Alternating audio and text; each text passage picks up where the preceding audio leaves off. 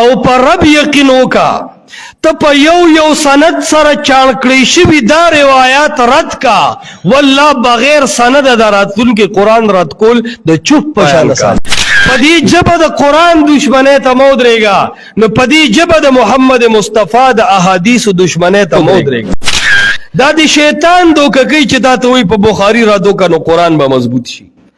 دا د شیطان دوکه کوي چې په مسلم شریف ردو کړو د قرآن حاکمیت به بیان شي والله بخاری او مسلم من به هم خلق متنفره کی خدا سے قوم برا پاسی چې دا قرآن بدرله په اعتراضاتو تار کی بیا به ګوته په خله د قرآن جواب بده مونږ کی خوږ نبی له حدیث دا منکر دی خبیث د انسان په جامه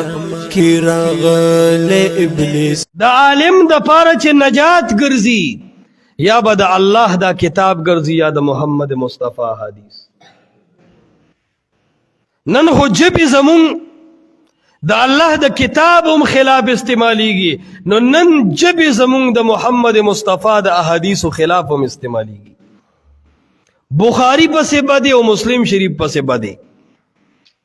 ذخیره د احادیثو نن بدنامیږي او دا یاد ساتا د انکار حدیث انتخابی نشان داده سب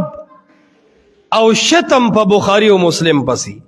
نکته چینی کول په بخاری او مسلم باندې ردونه کول په امام بخاری امام مسلم یا داغي په حدیثو باندې دا آغا ذخیره دا د کتب د حدیثو والله دا بخاری او مسلم بدنام کا باقی ټولونه احادیث نه انکار کول د چوپ پشان آسان دي او پر رب یقین وکا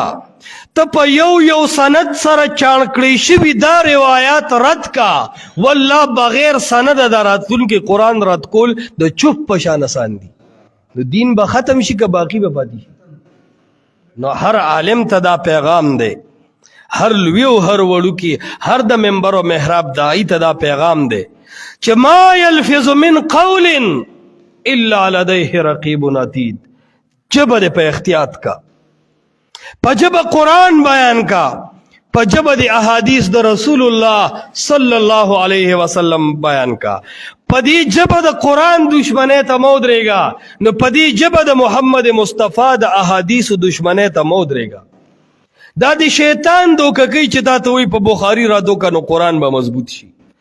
دا د شیطان دوکه کوي چې په مسلم شریف ردو کړو د قرآن حاکمیت به بیان شي والله بخاری او مسلم من به هم خلق متنفره کی خدا سے قوم برا پاسی چې دا قرآن بدرله په اعتراضاتو تار کی بیا به ګوته په خله د قرآن جواب بده مونږ کی نو عرض می دا کو چې د دې ژبې حفاظت پکار چې تل د حق وینا کړې داسې شیخان می خوښ دي د هر باطل په خلاف د غاز مریان می خوښ دي د هر باطل په خلاف